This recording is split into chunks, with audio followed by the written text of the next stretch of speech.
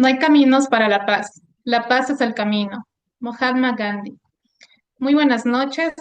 Continuamos con el Seminario Internacional de Investigación Penal con el aporte de la ciencia forense para contrarrestar a los GAO, grupos armados organizados. Hoy tenemos la ponencia Ley Económica Urgente para desarticular la economía criminal por la doctora Rita Soledad Silva Lapo, cuyo destacado perfil profesional es el siguiente. Licenciada en Ciencias Sociales, Políticas y Económicas del Ecuador, obtenido en la Universidad Nacional de Loja. Abogada de los juzgados y tribunales del Ecuador, obtenido en la Universidad Nacional de Loja. Doctora en Jurisprudencia, obtenida en la Universidad Nacional de Loja. Diplomado en Garantías Constitucionales y Litigación Oral, obtenido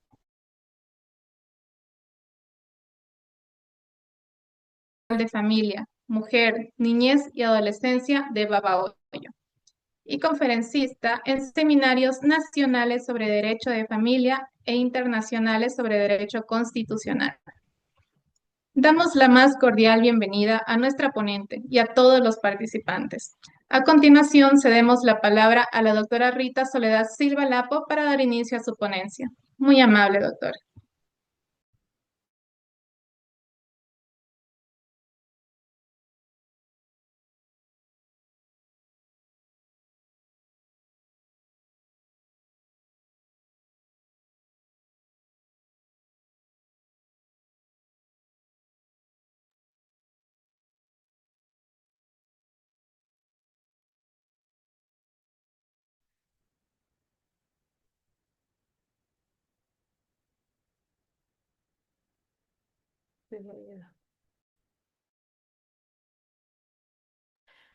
Ustedes me indican cuando sea de iniciar, por favor. Podemos dar inicio, por favor, doctora. Si me permite compartir.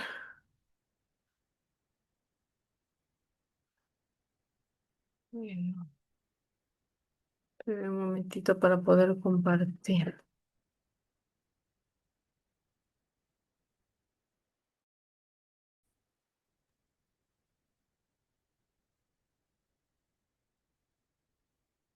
Sí está habilitado para que pueda compartir, doctor. Ya, perfecto. Bien, agradeciendo la presentación que nos hizo la compañera. Como ya les dijo, soy abogada ante todo. También soy jueza, pero actualmente estoy en la ciudad de Loja, en calidad de jueza también de la Unidad de Familia, Mujer, Niñez y Adolescencia y Adolescentes Infractores. En esta oportunidad voy a referirme a lo que es la ley económica urgente para desarticular la economía criminal. Tenemos que tener en cuenta que esta ley nace justamente debido al conflicto armado interno que vive actualmente en nuestro país. A través de esta ley, el ánimo es de que justamente el, se establezcan políticas criminales que permitan a la población civil una convivencia pacífica. Una muy buena introducción por parte de la presentadora cuando nos decíamos que queremos vivir en paz, y en realidad ese es el ánimo, es el espíritu de todo ciudadano, una vida en paz. Lógicamente, la vida está llena de conflictos, pero no necesitamos un conflicto armado precisamente para que sea parte de nuestro diario vivir. Como ciudadanos buscamos lo que preceptúa la Constitución de la República, el buen vivir, una vida digna. Pero ese buen vivir, esa vida digna lo alcanzamos justamente a partir de lo que es políticas criminales que permitan que estos grupos armados sean o cuenten con las penas que corresponden de acuerdo a sus actividades. Es preciso tener en cuenta que un proyecto de ley económico urgente, como el que se presentó en nuestro país, de acuerdo a la Constitución, debe contener la exposición de motivos, es decir, que se debe detallar la situación económica que justifica la urgencia, los objetivos de la ley, las reformas legales específicas y el impacto esperado cuando se aplique esta ley. Debe incluir además un análisis del impacto fiscal y financiero y en la forma en que se financiarán las medidas propuestas. En este caso, al presentarse un proyecto de ley económica urgente que fue llamado por la Asamblea, por el CAL, Ley de Solidaridad, se topan aspectos que son de tributos, se topan aspectos también que corresponden al COIP y aspectos que van inclusive con el Código Orgánico de la Función Judicial. Un proyecto de ley debe tener el principio de unidad de materia, que exige que la ley trate sobre un solo tema principal. Es decir, que para que este proyecto tenga una plena validez jurídica dentro del marco constitucional de derechos que tenemos en nuestro país, debe tratar de un solo aspecto. Considero que el presidente de la República tiene la noción, conjuntamente con sus asesores, de que necesitamos estas políticas criminales para poder tener una vida tranquila y que estos grupos justamente tengan las penas que les corresponden. Sin embargo, al tratar una ley donde se pretenda frenar esta ola delictiva, no se podía o no se puede, por mandato de ley justamente, incluir más temas dentro de una misma ley, como como fue la propuesta, simplemente se estableció que esta ley era económica urgente. En el camino ya es una ley de solidaridad y es el problema que ha surgido actualmente con esta ley. El proyecto de ley debe estar en consonancia con la Constitución y con el Plan Nacional de Desarrollo. Al no existir esta consonancia, este acuerdo que esté respetando el Estado constitucional de derechos, porque recordemos que nuestra Constitución en el artículo 1 establece que el Ecuador es un Estado constitucional de derechos y justicia. Partiendo de este precepto es entonces que también se debe respetar que todos estos proyectos se conjuguen en un mismo lenguaje, en un mismo ámbito. Todos estos deben estar respetando la Constitución. Tomemos en cuenta que la Constitución es la base fundamental sobre la que se erige el ordenamiento jurídico del país. Entonces no podemos contravenir los, los derechos que ya constan dentro de nuestra Constitución. Es recomendable que el proyecto de ley sea sometido a debate público y a consultas con diversos sectores de la sociedad. La ley económica urgente únicamente fue presentada directamente por el presidente ante la Asamblea Nacional, todos conocemos. La Asamblea Nacional fue quien la aprobó y hoy está ante la Corte Constitucional. Es fundamental que el proyecto de ley sea acompañado de mecanismos de transparencia y rendición de cuentas. Justamente esto es lo que no existe dentro de este proyecto, y lo cual ha llevado a que se vulneren ciertos derechos dentro de, dentro de los que ya está establecidos dentro de la Constitución de la República. Como lo vengo diciendo, un proyecto de ley se enmarca en la facultad constitucional del Ejecutivo, porque este es el único que puede presentar estas iniciativas legales con carácter de urgente en materia económica. Esta herramienta permite al presidente proponer reformas que deben ser tratadas por la Asamblea Nacional en un plazo de 30 días. En caso de que el legislativo no se pronuncie en ese periodo, el presidente puede promulgar la ley mediante decreto ley y ordenar para su publicación en el registro oficial. En el caso de la ley de solidaridad que trata el aspecto o reformas al código, justamente no fue aceptado por la Asamblea, tuvo los votos necesarios para que se apruebe. La presente ley tiene por objeto establecer medidas financieras, tributarias y de seguridad. Ese es el marco de lo que es el proyecto de ley de la ley orgánica para desarticular la economía criminal, denominada Ley de Solidaridad. Como señalé anteriormente, esta ley está vinculada al conflicto armado interno. Recordemos que desde hace unos años atrás, unos 10 años atrás, Ecuador se ha visto con presencia de estos grupos delictivos, perdón. Pero no podemos dejar que estos grupos justamente superen interrumpan la vida pacífica de un estado, porque no es que solamente se congregan en un sector, sino que están diseminados en todo el país. Ya. Establece medidas financieras, tributarias y de seguridad para combatir las economías criminales vinculadas al conflicto armado interno en Ecuador. Cuando hablamos de economías criminales, recordemos, retrocedamos un poquito en el tiempo.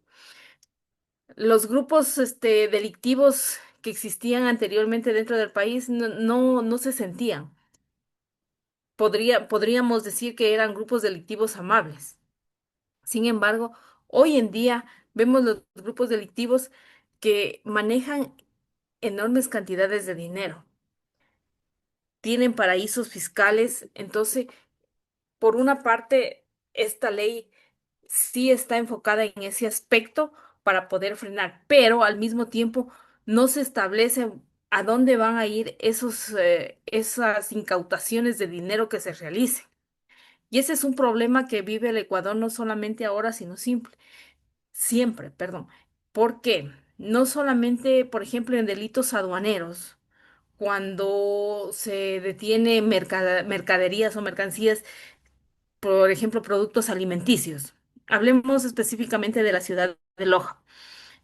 Viene cebolla de Perú, lo detienen en aduanas. Ese producto, en vez de ser quizá distribuido a fundaciones, hogares, asilos de ancianos, ese producto es destruido, sean comestibles o no perecibles. Ese producto es destruido.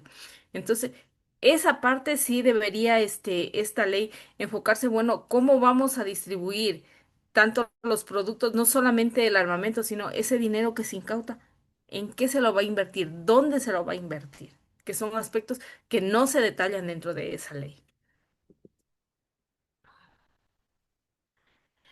La ley también busca proteger a la ciudadanía, el sistema económico y financiero y fomentar la reactivación económica en las zonas afectadas. La costa es una de las zonas más afectadas justamente por el conflicto armado. Sin embargo, se busca reactivarla no de ahora, sino post pandemia, por ejemplo, que ya nos dejó una grave crisis económica a nivel nacional y posteriormente, luego de esta crisis, esta pandemia que fue del COVID 2020, vino la crisis, ya por el conflicto armado interno que vivimos. Es entonces, que se busca reactivar estas zonas. Por ejemplo, los estados de excepción que siempre nos plantea el presidente no permite una reactivación plena, ya que los estados de excepción, por ejemplo, 10 de la noche ya no pueden estar abiertos locales, ya no puede estar la gente deambulando por las calles, cuando sabemos que, por ejemplo, en la costa, 10 de la noche todavía recién se estén prendiendo la fiesta, recién están iniciando como el comercio de bares, discotecas. Entonces no hay una verdadera reactivación en esa parte que son la costa, que es principalmente las zonas más afectadas. Ya lo dijimos anteriormente que estos proyectos de ley se tramitan de manera, al ser de carácter urgente, bajo el principio de celeridad, 30 días tienen para poderlo tramitar. Son de orden público y de aplicación general en todo el territorio nacional, aunque pueden tener un ámbito específico.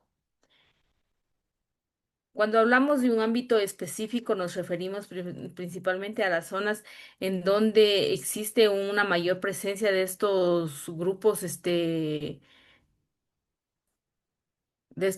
los GDO, y principalmente se ha enfocado como zonas afectadas o sectores específicos, por ejemplo, lo que son Guayas, Manta, los ríos, las zonas mineras, que son áreas específicas. El objetivo de esta ley es neutralizar a los grupos armados organizados y desarticular sus economías criminales. A diario vemos en noticias cómo se detienen a los cabecillas de estos grupos, que los más conocidos, los lobos y los choneros. En este caso, por ejemplo, ya se extraditó a una de estas personas, a un cabecilla de estos alias Fito. Se detuvo a otros más. Pero sin embargo, estas estructuras han llegado a un mecanismo de que si falta uno, viene el siguiente en la sucesión, podríamos decir, sucesión al mando, y continúa. Entonces es necesario que esta desarticulación sí se realice, sí funcione, sí se dé para poder desarticular en efecto todos estos grupos que sí tienen una organización. Créame que, por ejemplo, este señor alias Fito, él es abogado. Aparte tiene una muy buena formación porque tiene hasta maestrías de lo que nosotros conocemos. Entonces, no es que estamos ante el delincuente común que anteriormente había. Hoy en día la delincuencia está plenamente organizada, cuenta con una tecnología mejor de la que puede contar las Fuerzas Armadas en el país. Entonces, nosotros en ese aspecto, las Fuerzas Armadas ante la delincuencia, porque tomemos en cuenta que para tener una buena preparación todo se requiere de una inversión. El Estado padre, obviamente, distribuye o permite ingresos para todas las instituciones del sector público. Sin embargo, no es suficiente. En cambio, estos grupos organizados, a ellos no les cuesta absolutamente nada contar con las mejores técnicas o ramas y preparaciones dentro y fuera del país, porque ellos simplemente valiéndose justamente de esta situación, es que, de este conflicto, es que a través de las amenazas vacunas, llamadas vacunas, es que obtienen todos los ingresos económicos.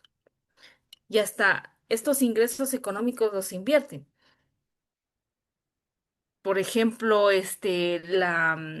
la esposa de este señor alias Fito, si no me equivoco, tenía inversiones en negocios, bienes raíces. Son situaciones, al menos en bienes raíces, todos conocemos que son situaciones que nos van a dar réditos grandes. Es una inversión grande, pero tiene réditos grandes. Entonces, ellos invierten dentro y fuera del país para multiplicar ese dinero.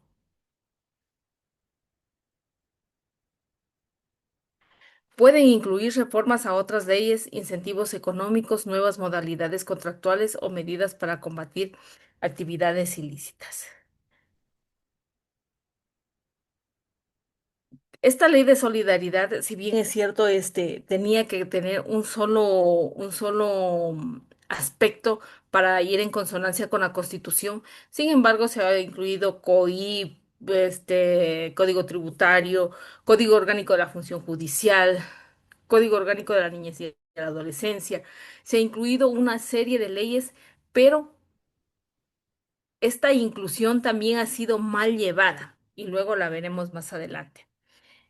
En sí, estos proyectos son herramientas legislativas que permiten al gobierno responder con rapidez a situaciones económicas críticas, implementando medidas que buscan solucionar problemas específicos y dinamizar la economía del país.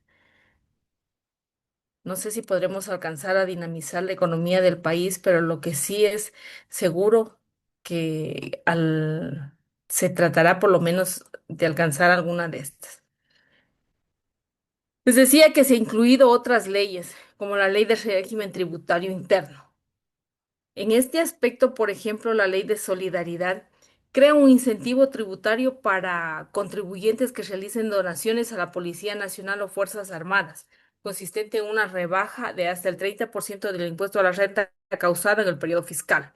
Las donaciones deben consistir en bienes inmuebles, equipamientos, suministros nuevos y en condiciones óptimas según el catálogo emitido por las fuerzas del orden. Este nuevo beneficio reemplaza la deducción adicional del 150% por donaciones que anteriormente estaba vigente. Si bien es cierto, se pretende a través de esta ley de solidaridad desarticular estos grupos armados, pero también debajo de esta al mezclar con la ley del régimen tributario interno, se está permitiendo que, por ejemplo, empresas que adeudan al Estado puedan, a través de ello justificar y se les condone deudas que mantienen. Entonces, esto es justamente lo que, aunque esto ya ha pasado, el gobierno simplemente se está enfocando en que la Corte Constitucional no permite que pasen estas leyes que se aprueben definitivamente, como una cortina de humo. Otra ley que se ha incluido dentro de la ley de solidaridad es la Ley Orgánica de Prevención y Detección y Combate de Lavado de Activos. En este caso, se amplían las atribuciones que tiene la UAFE durante un conflicto armado interno declarado, incluyendo la priorización del análisis de operadores sospechosos, la coordinación interinstitucional, la integración de bases de datos públicos y privados y el fortalecimiento tecnológico y de personal especializado. En este caso, la UAFE, a través de la Fiscalía, que son los encargados, tienen la potestad, por ejemplo, de todo servidor público de revisar periódicamente y mensualmente los ingresos que se tienen. Estamos por ley obligados a realizar mensualmente una declaración ante la UAP de los ingresos que tenemos, siempre y cuando sobrepasen cierto límite. Pero al estar en un conflicto armado, obviamente, y de considerarlo necesario, la UAFE puede intervenir de manera directa para justamente eh, este factor económico, las operaciones sospechosas, sean detectadas y puedan verificar la licitud de estas actividades.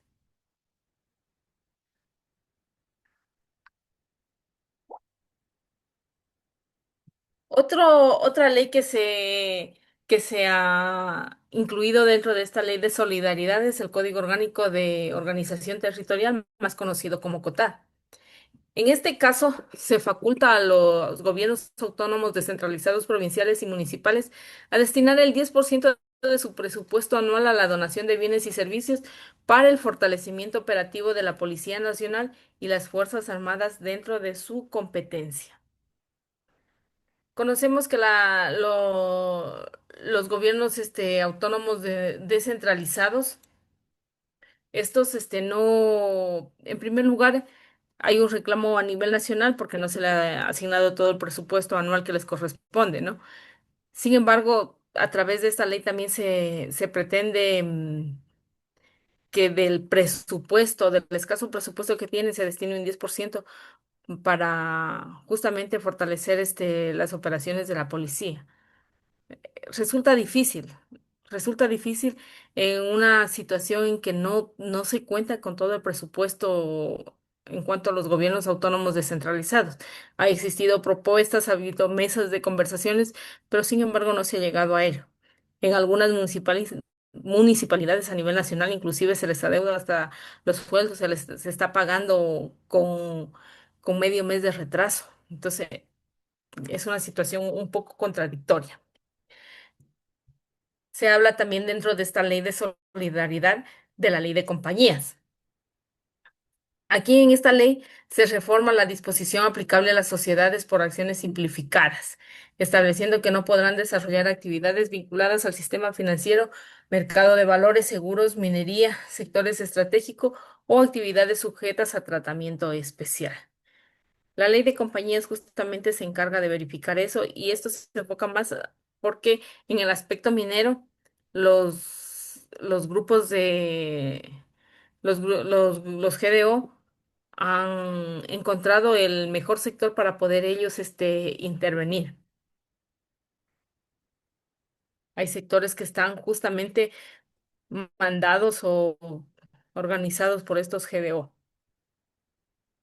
En el Código Orgánico de la Función Judicial, la reforma que se pretende se señala es de que se fortalece la jurisdicción especializada en corrupción, crimen organizado y delitos vinculados al conflicto armado interno, determinando sus competencias específicas y habilitando al Consejo de la Judicatura para crear unidades judiciales especializadas según la carga procesal.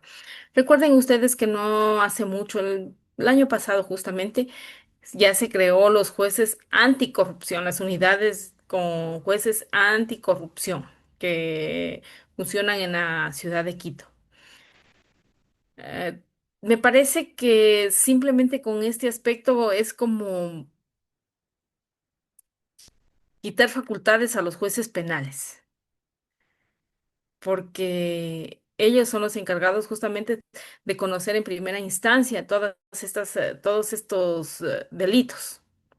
Pero al crear unidades especializadas, como que se aparta un poco de la Constitución de lo que establece la Constitución de la República, artículo 76, que refiere al debido proceso, ya que existe, de acuerdo al Código Orgánico de la Función Judicial, los jueces penales que tienen competencia justamente para conocer lo que son las actividades, las conductas tipificadas dentro del Código Orgánico Integral Penal. Otra ley que se incluye dentro de la Ley de Solidaridad es la Ley Orgánica de Movilidad Humana, que se incorpora la visa de transeúnte aplicable a personas de nacionalidades que la autoridad migratoria determine. Debido a la situación que atraviesa Venezuela, en nuestro país se permitió el ingreso de migrantes. Muchas personas vinieron de Venezuela, algunas buenas personas, otras malas personas.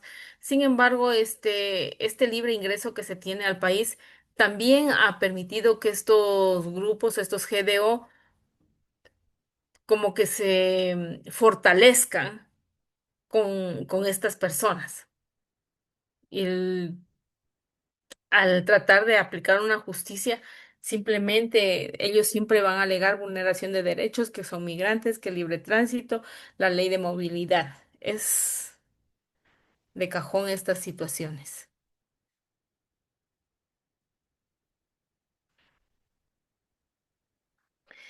Ahora sí, dentro del Código Orgánico Integral Penal, COIP. En este caso, se han incorporado grupos, delitos relacionados con grupos armados en conflicto, como la pertenencia o dirección de estos grupos con penas de hasta 30 años. Quienes están en el libre ejercicio conocen bien ya cuando se elabora un parte policial, ya viene hasta detallado a qué grupo, a qué GDO pertenece. Últimamente en los partes yo he visto por adolescentes infractores pertenecen a los lobos. Entonces, ya viene, y justamente ellos ya tienen su sentido de pertenencia a cierto bando. Entonces, justamente es para identificar esta situación. Se establece el uso estatal de armas incautadas. Considero yo que esto ya se debió haber realizado hace tiempo, porque no es posible que estas armas se destruyan, se las deje en una bodega, como son metales, se oxidan, obviamente, cuando nuestras Fuerzas Armadas carecen de armamento. Esta sí es una buena opción, porque se le daría un uso para que ellos también puedan defenderse, tomando en cuenta que los grupos, los GDO, tienen un mejor armamento que nuestras Fuerzas Armadas, mucho más sofisticado que nuestras Fuerzas Armadas. Se permite allanamiento sin orden judicial con control posterior del juez. Cuando yo estaba estudiando mi maestría, fue docente mío un fiscal que justamente estaba en Esmeraldas, recuerdo. Y él era de la idea de una justicia sin papeles. Por eso le decían el fiscal cero papeles. Porque él decía, hasta yo pedir el allanamiento al juez, esta persona ya se me va, ya me deja limpio todo. Esta sí es una buena opción respecto de, resultaría una buena opción siempre y cuando se realice en el lugar que corresponda y no se abuse de ello. Se autoriza la detención investigativa por hasta 24 horas. Tomen en cuenta que una investigación siempre dura más de 24 horas. Se determina prisión preventiva obligatoria para estos delitos. La Constitución de la República, precedentes jurisprudenciales, convenios y tratados internacionales establecen que la prisión preventiva es la última ratio, es decir, que es la última opción dentro de una medida penal. No se puede permitir que todos vayan con una prisión preventiva porque justamente el argumento es que se incrementaría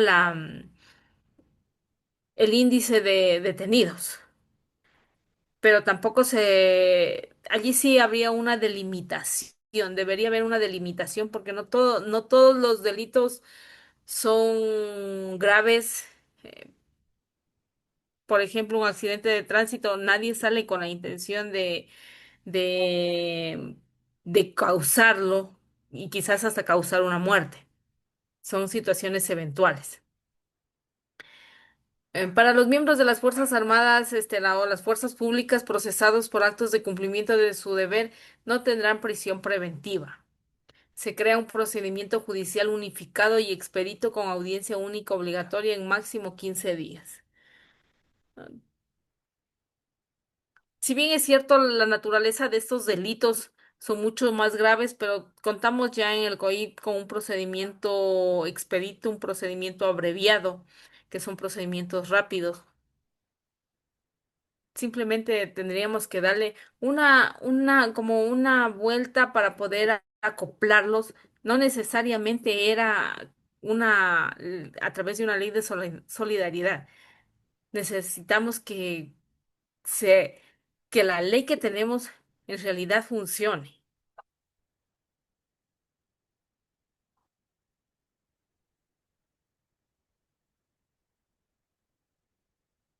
Que dice, permítanme leer un mensaje, porque cuando se detiene en flagrancia a un delincuente pesado, se le da medida cautelar y a un deudor de alimentos se le da prisión de hasta un año. A ver, tomemos en cuenta en una flagrancia quién interviene. Fiscalía, que es el Estado y acusa. Policía, que son quienes elaboran un parte policial. Y si ellos no hacen bien su trabajo, el juez, aunque vea que es responsable, no puede coger y dictar una prisión preventiva porque nosotros no somos parte. Las partes procesales, en este caso, Fiscalía es el encargado de acusar, Fiscalía es el encargado de pedir. Si Fiscalía no pide, si no hay una buena investigación, si el parte policial no dice eso, ¿cómo el juez puede dictar una prisión preventiva solamente por su sana crítica? Es imposible, legalmente es imposible, porque estaríamos igualmente vulnerando el derecho de una persona y dando medidas más de lo que nos piden, extra, ultra petita. Entonces, no es así nomás. Siempre señalan en noticias, redes sociales, las campañas que se hacen en contra de todos los jueces que los jueces son corruptos, que los jueces los sueltan, que los jueces no les debieron detenerlos y no los detuvieron. Pero nunca dicen, el fiscal no acusó, el parte estaba mal hecho, no hay elementos de convicción. No es solamente la cuestión del fiscal. Hay situaciones que deben, que todas deben, esto no es pregunta. Sí, eso me imaginaba. Bien, son cuestiones que nos pasan, nos pasan siempre. Por ejemplo, yo pasé una audiencia de un adolescente sicario. La fiscalía, que es la parte acusadora, no hizo un buen papel. El defensor del adolescente, bueno, por lo menos se allanó a toda la prueba de fiscalía. Pero créanme que esas acusaciones débiles por parte de fiscalía, es difícil tomar una buena decisión, aún sabiendo que sí se lo debía dejar preso, que se lo debe dejar preso. Es difícil tomar una buena decisión. Y hay que ir con pinzas para poder decir, bueno, por lo menos una palabrita para yo poder de esa palabrita coger y decir si por esto es responsable. Bien, estábamos aquí. Esta ley orgánica, si bien es cierto, tiene un, una finalidad, un objeto de combatir a estos grupos, a estos GDO. Pero ¿por qué la Corte Constitucional tomó la decisión de suspender ciertos artículos de esta ley de solidaridad? Se analiza justamente de parte no solamente de la Corte Constitucional, sino de todos los sectores que sí pueden afectar derechos fundamentales. El hecho de que la Corte Constitucional haya suspendido ciertos artículos, se trata de actuaciones técnicas y jurídicas que precautelan el cumplimiento y la supremacía de la Constitución de la República. Nuevamente les repito, el artículo 1 de la Constitución establece que Ecuador, el país es un estado soberano de derechos y justicia. Partiendo de ese precepto es que justamente debemos respetar la supremacía de la Constitución. Los artículos que se han suspendido por la Corte Constitucional son los artículos 6, 9 y 13.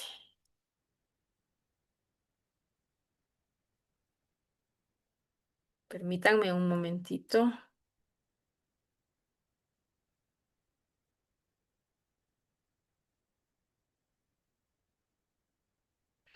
Ya. El artículo 6 se refiere al reconocimiento de un conflicto armado interno en el Ecuador.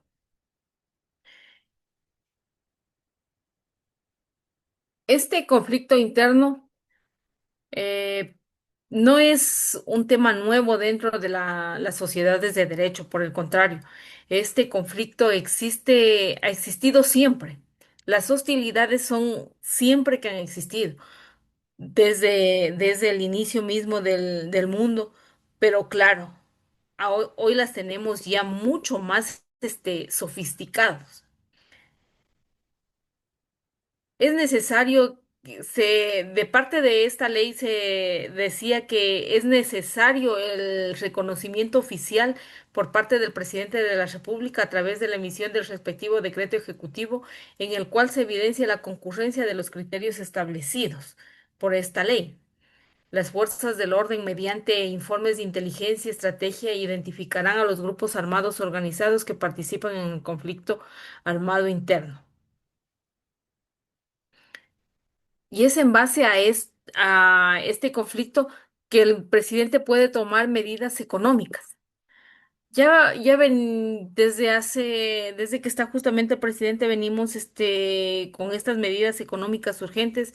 Por ejemplo, el IVA subió al 15%, el, el excedente que era del IVA de 3 puntos, porque teníamos un IVA de 12%, ese excedente de 3 puntos iba justamente destinado para combatir el conflicto armado interno, pero no hemos tenido resultados. Definitivamente no hemos tenido resultados porque más bien cada día es como que crece esta ola delictiva.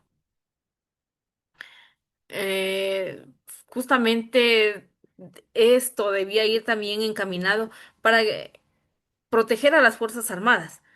Son vidas humanas que se enfrentan a diario y se enfrentan em, la policía con estos grupos.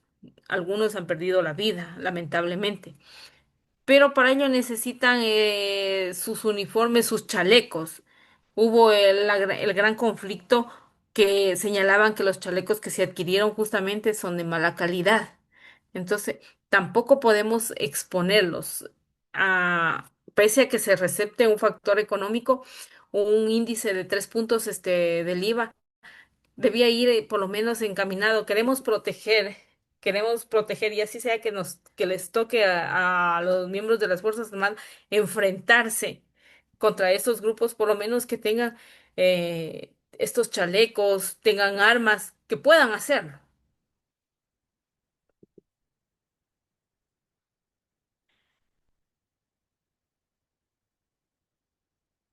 De acuerdo a esta ley, el conflicto armado interno constituye un régimen jurídico especial distinto del estado de excepción que establece el artículo 164 de la Constitución de la República y se sujeta a los principios del derecho internacional humanitario.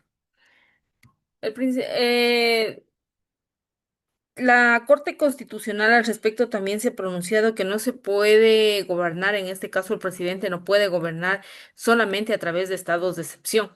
Ya ha declarado inconstitucional algunos estados de excepción que se han venido declarando, no solamente con este presidente, sino también con los presidentes anteriores, que fue a partir del estado de pandemia 2020, que se vienen declarando estados de excepción, estados de excepción. Ya la Corte ha dicho que no es factible no se puede gobernar o administrar un país a través de estados de excepción. Entonces, esta situación es lo que pretende que la Corte no se vuelva a repetir.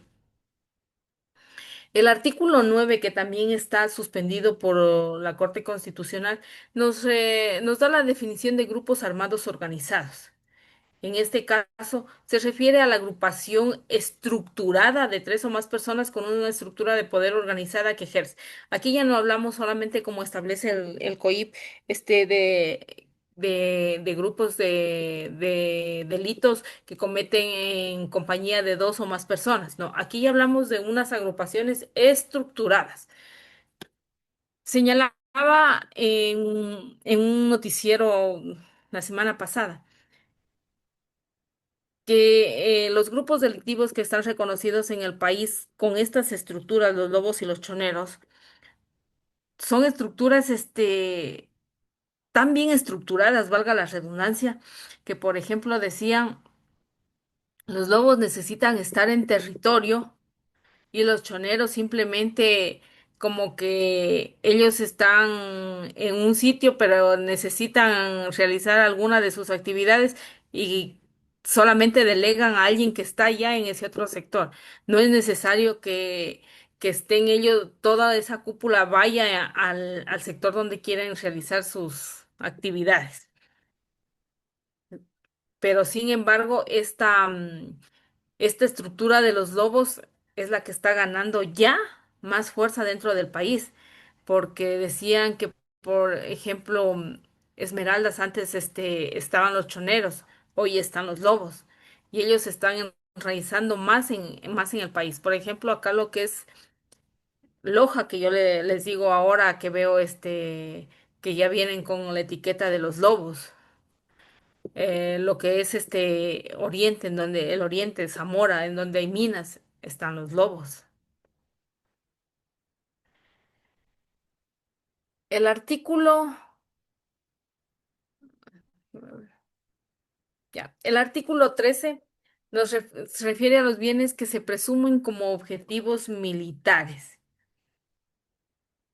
En este sentido, nos señala la Ley de Solidaridad que para efectos del planeamiento y ejecución de operaciones de las fuerzas del orden, en sujeción a los principios reconocidos por el derecho internacional y humanitario y por la misma ley de solidaridad, presumirán como objetivos militares y por tanto las fuerzas del orden están autorizadas para aplicar directa y legítimamente la fuerza en bienes muebles, inmuebles o zonas.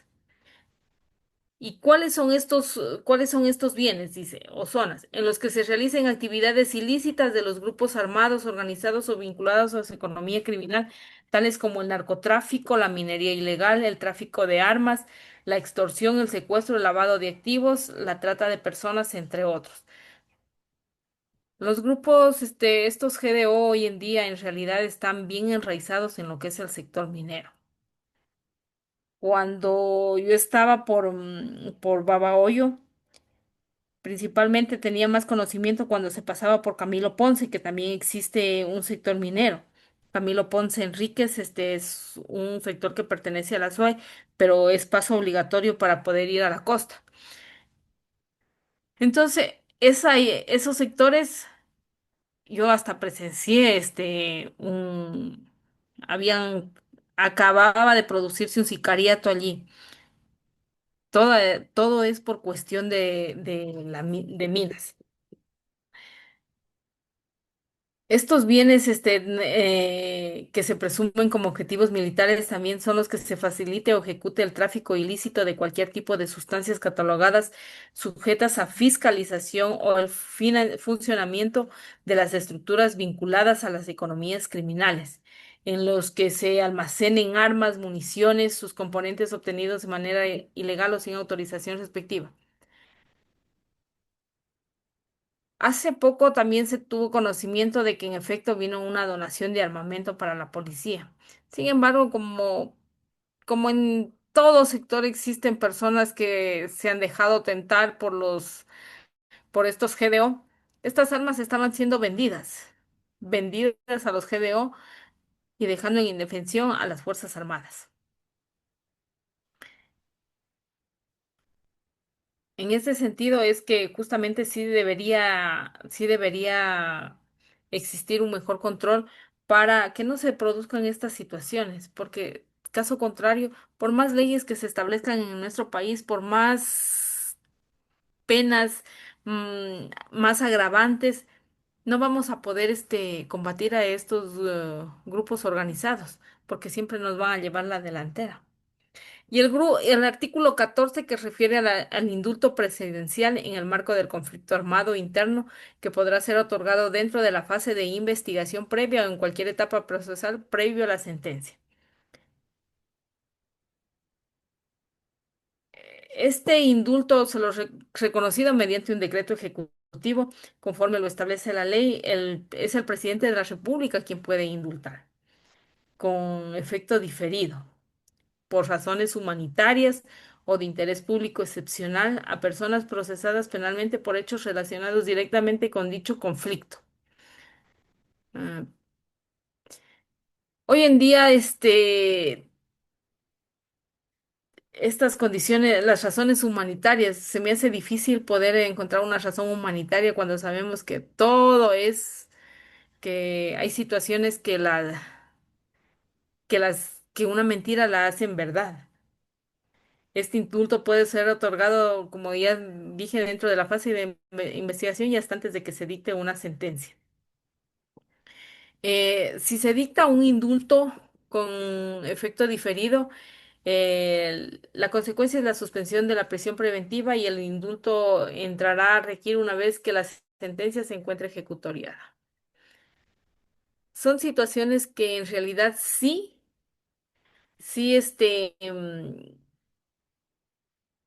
deja mucho que desear porque un indulto no se puede dar, o sea, si están ya en un proceso, si conocemos la situación de estas personas, estos GDO, ¿cómo se podría dar un indulto?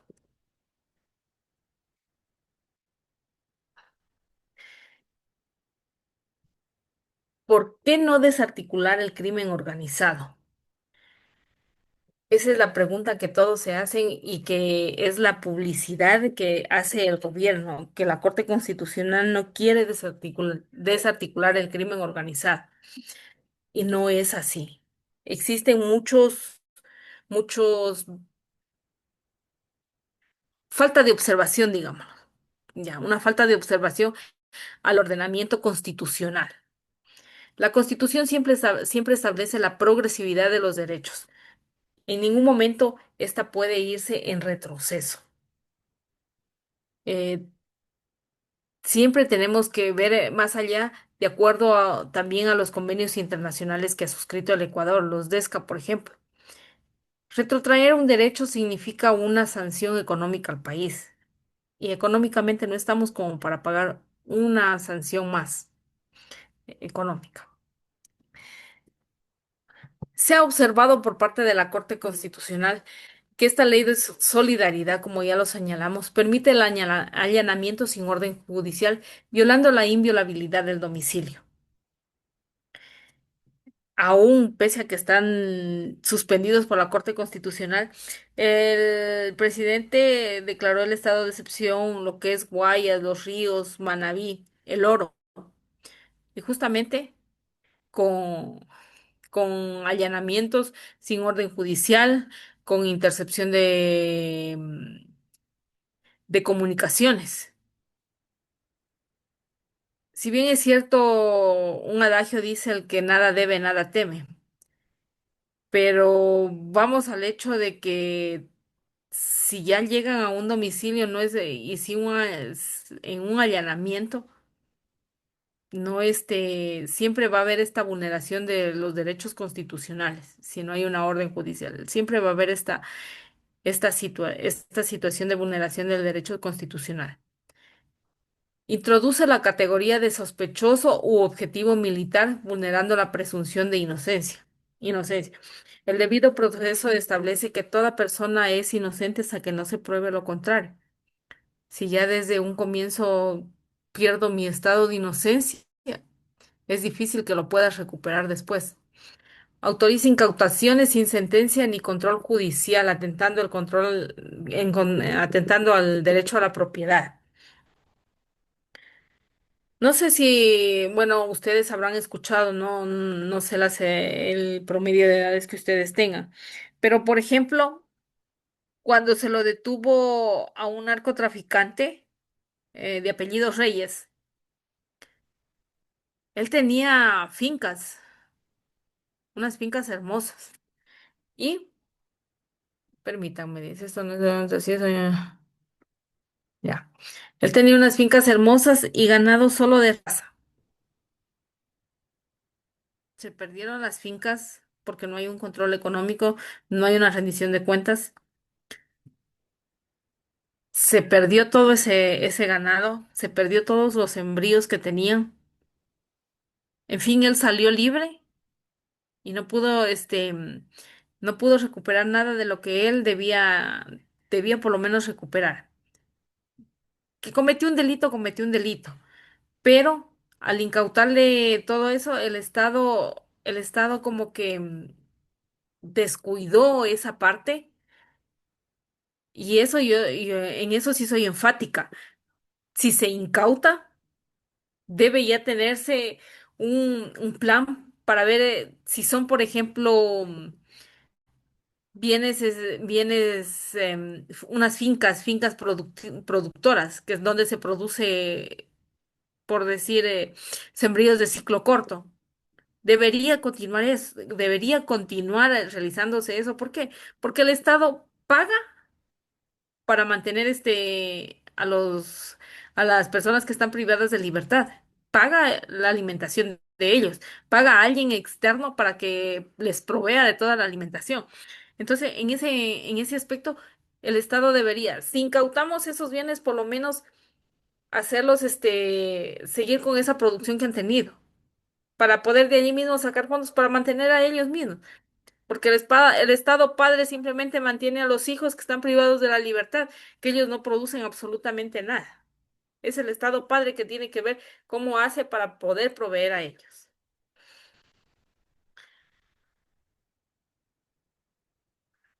Aumenta penas sin sustento, reforzando un populismo penal eficaz. En ese aspecto coincido con la Corte Constitucional porque la solución no es aumentar una pena.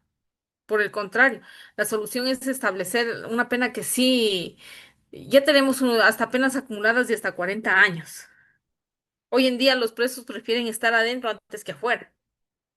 ¿Por qué? Porque adentro están, hasta viven mejor, tienen más comodidades que estar viviendo, hasta disfrutan estar adentro. Antes de que lo detengan, antes de que este señor alias Fito se escape de la cárcel, hicieron las requisas en la cárcel en Guayaquil.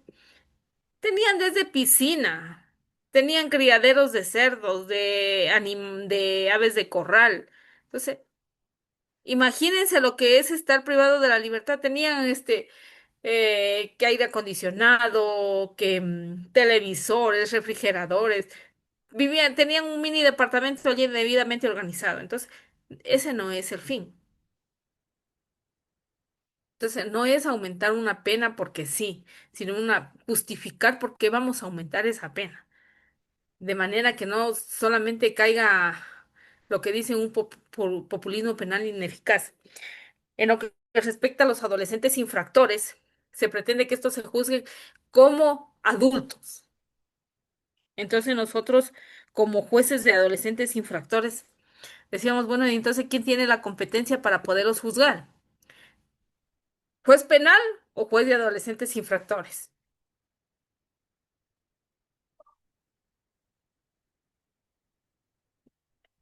Dice, yo creo que se debe mantener la independencia judicial, no darle todo el poder al Ejecutivo, sino que relevar el juicio político. Eso sí. Ya. En este aspecto tenemos que considerar en lo que son adolescentes infractores. Nosotros nos guste o no, nos debemos a convenios y tratados internacionales. Los DESCA es un convenio, los derechos económicos y sociales, es un convenio internacional muy severo. Establece penas por retroactividad, retroceso de los derechos. A nivel internacional, los derechos de los menores prevalecen ante las demás leyes. Lo dice el artículo 44 de la Constitución. Lo dice el artículo 11 del Código Orgánico de la Niñez y la Adolescencia. Lo dice precedentes jurisprudenciales de la Corte Constitucional. Para poder llegar hasta ese aspecto, y el mismo Código de la Niñez y de la Adolescencia establece que aunque cumpla ya la mayoría de edad, será juzgado de acuerdo a la edad en la que cometió el delito. Por eso son jueces especializados de adolescentes infractores. Entonces, cómo se pretende? Pero solamente se señala que se los juzgue como adultos, con una pena de adultos, pero no se señala que se debe, por ejemplo, el Código de la Niñez y la Adolescencia necesita una reforma total y urgente, así, pero no se topa eso. Tenía yo conocimiento el año pasado que estaba de docente, me decía un alumno justamente que en la asamblea no les gusta topar el Código Orgánico de la Niñez y la Adolescencia porque es algo que no les da interés, no les interesa, ya, no les interesa.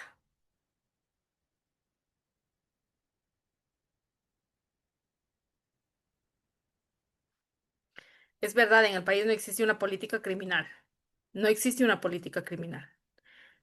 Siempre como populismo en campaña señalan que inclusive pena de muerte. Pero todos sabemos que la pena de muerte es un tema que no podemos ni topar. Nosotros estamos adscritos a los convenios internacionales. Se prohíbe la tortura, la muerte, lesiones y muchísimas cosas más. El delincuente sí tiene muchos derechos. Sí, es verdad. Porque de todas maneras se tiene, y ese es el derecho humanitario internacional. Aunque no nos guste, nos toca garantizar la vida de esas personas. Aunque no nos guste. Ya. ¿Por qué no se debe, no es que no se aprueba esta ley en su totalidad? Dice, porque otorga al presidente atribuciones operativas sobre el allanamiento y confiscaciones, violando el principio de separación de funciones. a- Alguien que estaba aquí en el curso dice que se le está dando demasiadas atribuciones al ejecutivo y es verdad. En mis clases de doctorada, doctorado en la Universidad Andina Simón Bolívar, señalaba a un docente que la constitución actual es de carácter hiperpresidencialista, que todas las funciones las tiene el presidente. Hoy lo escucho al docente y señala vuelta todo lo contrario. Si bien es cierto, el presidente tiene funciones, pero el presidente también tiene limitaciones. Él no puede ser él no es un todo. Se debe separar la independencia de cada función. Cada función es independiente. En cuanto a la administración de justicia, debe mantener la independencia de la justicia, porque no se puede reunir todas las funciones, en una sola persona. En realidad vivimos una etapa en donde nuestros asambleístas son personas que nos representan, pero la culpa no es de ellos, la culpa es nuestra, porque nosotros los elegimos. No sé cuál será el argumento para que ellos puedan, hayan sido electos. Por ejemplo, el caso de este joven, voy a decir muchachito, de 19 años, que no me acuerdo, que es de ADN,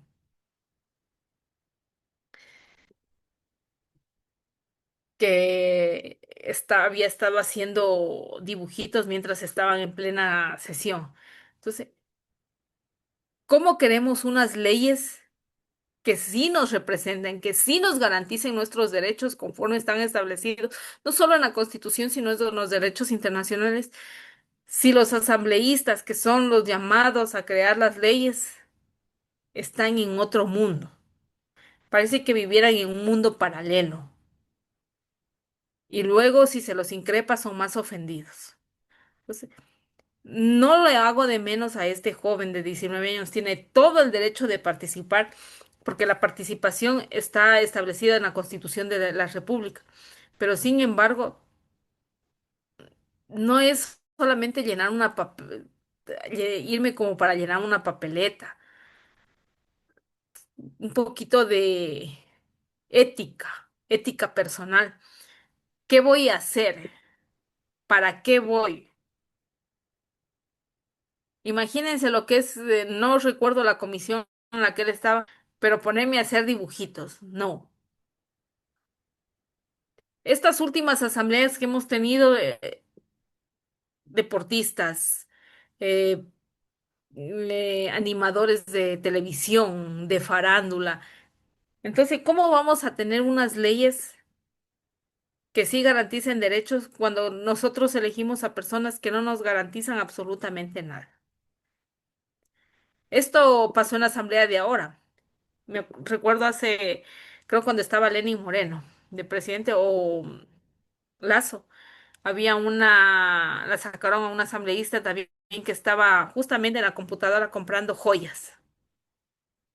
O sea, como profesionales que somos, como personas que tenemos nuestras oficinas, nuestros empleos, sí, necesitamos un momento para relajarnos, para descansar, porque es necesario un descanso para poder pensar bien, tomar buenas decisiones. Pero el momento en el que están ellos no ese es el momento. O sea, todo tiene un momento. Dice, faculta al presidente a dar indultos anticipados a personas procesadas penalmente por hechos vinculados al conflicto armado interno, incluso sin sentencia condenatoria, lo que abre la posibilidad de la impunidad en abusos de fuerza pública. Si yo como presidente voy a dar un indulto, ¿para qué quiero entonces quiero fortalecer las Fuerzas Armadas? ¿Para qué pregono un discurso en donde digo que quiero terminar con el conflicto armado? Si yo mismo estoy creando una ley para yo dejar en impunidad a esas personas que están procesadas. No es posible que podamos decir porque es el presidente, debe actuarse de esa manera. Por el contrario, el presidente está llamado a justamente a garantizar los derechos de sus votantes, del pueblo que lo eligió. A través de estas leyes se ha dejado justamente, es este grupo de leyes que introdujo el presidente que vulnera no solamente los derechos de en el aspecto penal, en el aspecto constitucional.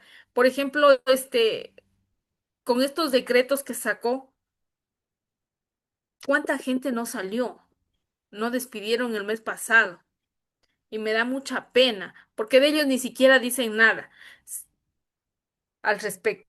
Solamente se centran en decir la Corte Constitucional, la justicia, los jueces no quieren que se desarticulen estas leyes y no es así. No sé si las personas que lo asesoran al presidente eh, no ven un poquito más allá, se enfocan un poquito más para poder en verdad realizar un buen trabajo. Yo sí considero, por ejemplo, que los adolescentes infractores se les debe poner un poquito más de mano dura, pero también para poner esa mano dura se debe observar las leyes que los protegen a ellos de manera que no sea inconstitucional. Las Fuerzas Armadas se vendieron a la presidencia desde que se quedaron callados con la muerte de las niñas. Las Fuerzas Armadas es un tema muy delicado. No sabemos qué es bueno, sabemos en silencio qué es lo que está pasando, pero sin embargo, con algunos compañeros, cuando yo estaba en Babahoyo, comentábamos que casi estamos viviendo una dictadura civil, pero una dictadura civil disfrazada de estados de excepción y de decretos ejecutivos, que eso es lo único que nos da. Y con cada decreto ejecutivo, un viaje del presidente. No soy contrario al presidente. Yo considero que sí tiene una idea mínima, pero la tiene, que debe desarrollarla sí, pero parece que los asesores no le ayudan. Queremos reformar, tenemos que reformar a través de enmiendas de la Constitución. Ya se nos viene una propuesta de preguntas, un pliego de preguntas para poder pronunciarnos. Pero son preguntas que ya se las hizo en consultas anteriores. Parece que el afán es implementar cuestiones que justamente porque las consideraban no benignas para el Estado, se reformaron. Pero parece que nuevamente estamos enfocados en eso y no se enfoca en lo que verdaderamente corresponde. Tenemos un presidente que le falta mucho, mucho. Tiene una mínima idea, pero le falta demasiado camino.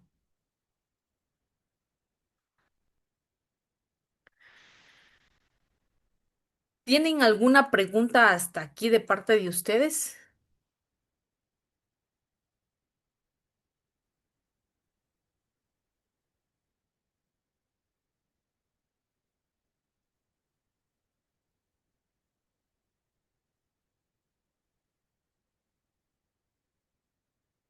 Justamente es eso, compañero Mario Rea. Así es. Son cortinas de humo que no enfocan la crisis que en realidad vivimos en el país.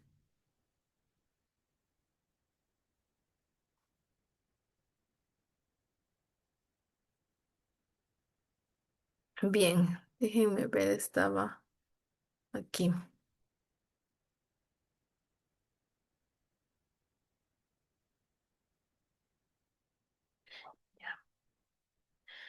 Como conclusiones dentro de este tema podemos establecer que es plausible que se pretenda expedir una ley que desarticule las economías criminales, pero sus contenidos deben desarrollarse precautelando la validez jurídica, pertinencia, sistematicidad y coherencia con su objetivo y fines. No podemos decir que vamos a incautar bienes de estas personas GDO para simplemente cogerlos como una caja chica. No.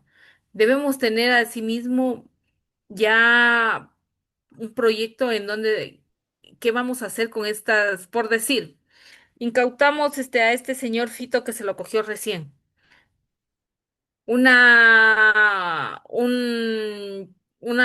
hotel, un edificio. ¿Qué vamos a hacer?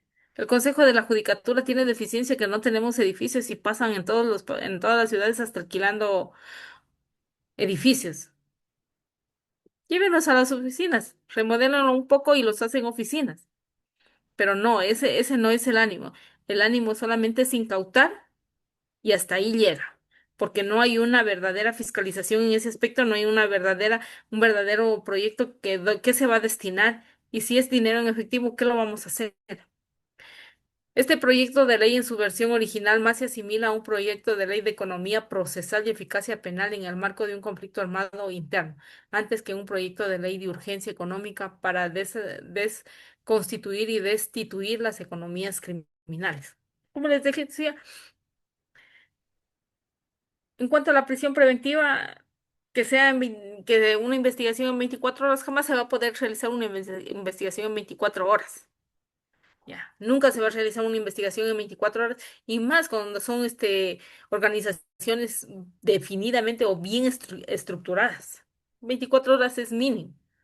No se va a poder realizar eso. Ya. Son cuestiones, no sé si es el ánimo de confundir o qué es lo que pasó al momento de elaborar esa, esa, esa, esa ley. La existencia del conflicto armado interno de conformidad con el proyecto de ley, más que un hecho fáctico existente objetivamente, dependerá del reconocimiento y declaratoria formal del presidente de la República, conforme al reglamento de esa misma autoridad expedida. Expedida, se me ha ido mal. Como le decía, el presidente no puede estar cada vez vía decreto reconociendo cuál es un grupo organizado, cuál es un grupo GDO, cuál no. La Constitución de la República en el artículo 82 establece que se debe aplicar normas claras y previas. Si al momento que no está tipificado una conducta penal, simplemente no existe delito. Sabemos que ya están los grupos armados, ya existen, todo, pero no es posible que cada vez el presidente tenga que estar realizando esto.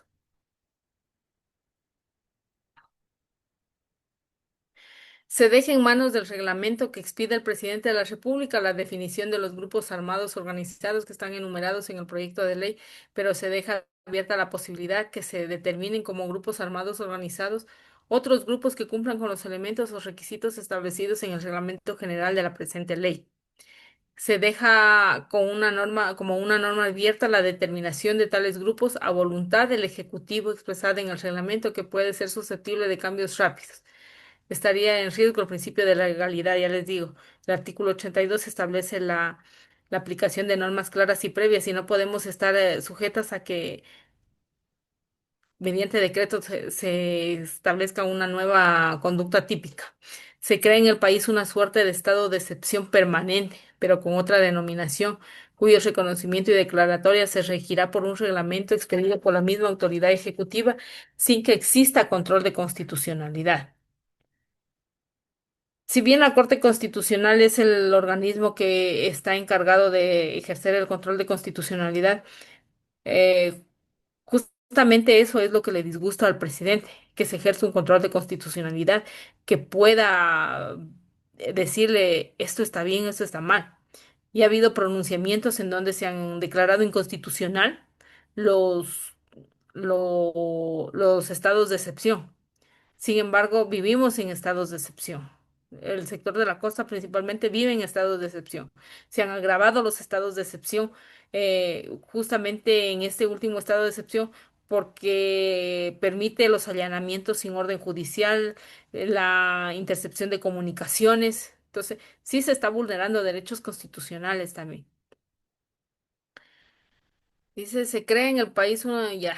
En consecuencia, una de las causales del estado de excepción, como es el conflicto armado interno instrumentado de acuerdo con este proyecto de ley, puede ser declarado conforme a un reglamento evitando el control de constitucionalidad y dictado las veces que el presidente de la República lo determine.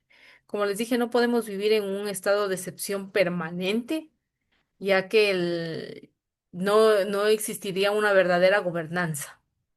Este proyecto de ley corre el riesgo de aplicarse políticamente a grupos sociales desarmados que ejercen la resistencia pacífica y constitucional en defensa de condiciones de vida digna, los derechos humanos y de la naturaleza. Esto ya ha sucedido en otras leyes similares. Así como existen grupos armados, también existen grupos que no, que simplemente ejercen la resistencia y no pueden estar sometidos a ser considerados como grupos de simplemente por resistirse, sean considerados como grupos pertenecientes a los GDO. Las leyes presentadas por el presidente de la República a la fecha acumulan 38 demandas de inconstitucionalidad. Todos los grupos, todo lo que es el sector público a través de diferentes grupos han presentado estas demandas de inconstitucionalidad porque efectivamente vulnera derechos constitucionales de todos los que son el sector público y de todas las personas. Les decían hace poco que, por ejemplo, se despidió a personas del sector público, muchas personas, y me dio mucha pena porque recientemente me comentaban de alguien que ya estaba a días de jubilarse. Imagínense lo que es trabajar toda una vida y perderlo todo. Mucha pena me da, mucha pena. La Constitución, sin embargo, establece en su artículo 436 que la Corte debe conocer y resolver las acciones públicas de inconstitucionalidad contra normas de carácter general emitidas por el Estado. Por tanto, la actuación del tribunal responde a una competencia directa. No es que la Corte, por antojo de ellos, simplemente está conociendo estas acciones de inconstitucionalidad y las medidas cautelares que justamente suspendieron estos derechos. Hoy en día, hoy en día ese es el programa o ese es la propaganda que se le hace a la Corte Constitucional. Pero son actuaciones que están dentro del ámbito de la ley y por lo tanto no son inconstitucionales o no son contrarias a derecho. Los proyectos de ley urgente deben referirse a una sola materia y estar acompañados de una exposición de motivos y articulado claro. Como les dije, uy, me perdí. La Constitución establece justamente los parámetros para que se puedan respetar los derechos constitucionales, para que estos derechos sean progresivos, no vayan en retroceso. Dice, ¿cuáles serían los posibles mecanismos para proteger los derechos de las víctimas? Los mecanismos en este caso. Dice Master, buenas noches. La Corte ha suspendido la aplicación de varios artículos de la ley sin mención debido a que ya se han estado aplicando con personas que han cometido delitos y los abogados defensores siendo inconstitucionalidad. Debido a eso es que la Corte detectó esas falencias porque mientras nadie presente nada, la Corte no se pronunciaría, ¿verdad? Efectivamente, con esta situación de esta ley de solidaridad y justamente el juzgamiento de adolescentes infractores, porque ahora los adolescentes infractores son sicarios, pertenecen a estos grupos GDO. La pregunta era, ¿y ahora si viene un caso, cómo lo juzgo? ¿Quién tiene la competencia? ¿Qué pena le voy a aplicar? ¿Cuál es la normativa? Se pensó en una reforma, pero no se estudió que, por ejemplo, la ley de identidad establece que la mayoría de edad es a los 18 años. Código Civil establece que la mayoría de edad es a los 18 años. Código de la Niñez y la Adolescencia, la mayoría de edad es hasta los 18 años. Mucho más, el Código de la Niñez y la Adolescencia establece que si un adolescente infractor comete un delito y luego cumple la mayoría de edad, se lo debe juzgar tomando en cuenta la edad que tuvo. Entonces, cómo vamos a aplicar? ¿Qué, mejor dicho, qué se aplica? ¿Cuál es la normativa a aplicarse? Si no está derogado, porque no se derogan esas leyes, no se derogan, no se reforman. Entonces, allí ya hay un conflicto de ley. ¿Cuál es la que prevalece? Tomando en cuenta que el interés superior del menor prevalece ante otras disposiciones legales. Al suspenderse ciertos artículos de estas leyes, justamente se está tratando de que existe un pronunciamiento para que puedan verificarse la constitucionalidad, porque no se, ya a nivel nacional inclusive en grupos de jueces principalmente, ellos han manifestaban, bueno, ¿qué aplico? ¿Qué hago? ¿Qué digo? Porque no es que se deja allí. Cuando se derogó la tabla de consumo, de la tabla de los niveles de que se podía tener sustancias sujetas a fiscalización, drogas, era la pregunta, bueno, ¿y ahora qué aplico? Porque con esa tabla por lo menos se podía decir, él es consumidor y él es en realidad un microtraficante o un gran traficante. Al derogarse esa ley, esa tabla, se dejó en un limbo a los jueces. Y los casos que se venían, lo único que decían era, por ejemplo, que, que nuevamente tocaba sí hacer ya exámenes con los peritos para que determinen, bueno, si en realidad son consumidores, no son consumidores. Son situaciones que como autoridades a uno lo dejan, ya les digo, en un limbo. ¿Cuál sería los mecanismos para proteger los derechos de las víctimas? En realidad no tenemos mecanismos, ya lo señalaba, me parece alguien o usted mismo, no tenemos una política criminal dentro de nuestro país que nos permita fortalecer el derecho penal y con esto una verdadera aplicación de las penas. Parece que los GDO en ciertos sectores han ganado más espacios y han hecho que los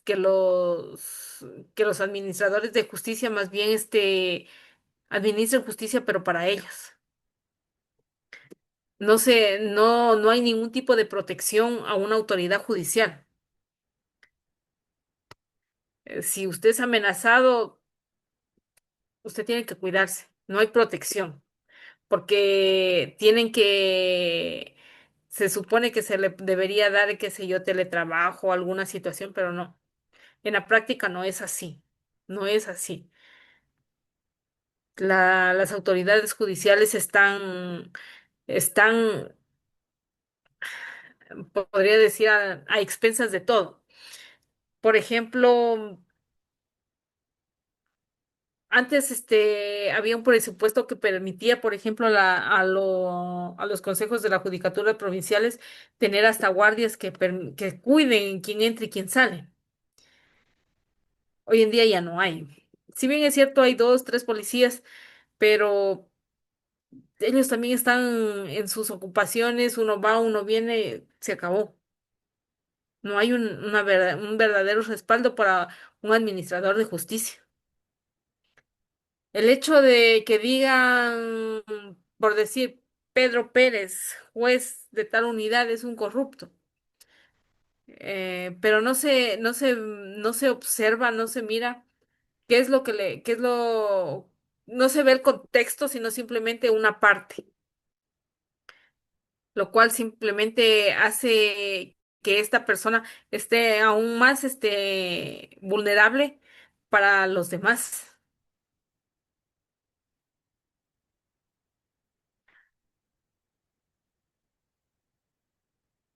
Debería El hacinamiento es uno de los factores también que no permite mejor dicho, que permite que estos grupos persistan, porque no hay una cárcel que pueda, por ejemplo, separar a las personas de alto riesgo, un riesgo mínimo, y los que están por accidentes de tránsito, alimentos, cuestiones de esa naturaleza. Entonces no hay un tipo de cárcel así, y en eso sí se debería establecer. Ese sería uno de los principales factores o un objetivo a cumplirse primero para poder empezar con cambios dentro de lo que es o establecer una política criminal. Eso sería uno de los mecanismos para proteger los derechos de las víctimas. Porque mientras estén ellos sigan todos hacinados en una cárcel, ellos van a seguir de adentro, siguen siguen causando terror. ¿Alguna otra pregunta de parte de ustedes?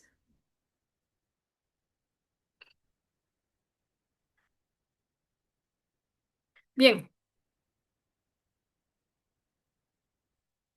yo agradezco la invitación realizada por el organizador de este evento. Siempre muy presta a colaborar con ustedes. eh, las veces que sean necesarias. Espero siempre poder compartir, aunque sea un poquito de mi tiempo con ustedes y haber satisfecho y haber quizás quitado algunas dudas de los que estaban presentes. Bien, doctora, en nombre de la organización del seminario expresamos nuestro más sincero agradecimiento por su valiosa ponencia titulada Ley Económica Urgente para desarticular la economía criminal. Le deseamos los mayores de los éxitos en su destacada trayectoria profesional y académica, seguros de que sus aportes seguirán contribuyendo al desarrollo del derecho. Una vez más, muchísimas gracias, doctora, por compartir con nosotros su conocimiento y sobre todo experiencia. Muy amable. Gracias.